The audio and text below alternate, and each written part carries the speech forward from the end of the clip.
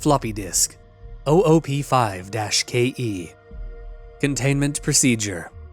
Must be contained in a cell with no other loose material. Description/Parautility. The object is an 8-inch diskette containing Soviet-era nuclear launch codes. When bound, the object allows parautilitarians to telekinetically lift material and throw it a short distance. See Dr. Darling Presentation 11.15 for more information. The object is currently bound to blank for research purposes. Background. Stolen from a Soviet military base located in blank by agents blank and blank with the CIA. The diskette contained launch codes to blank missiles, believed to be reserved for use against blank.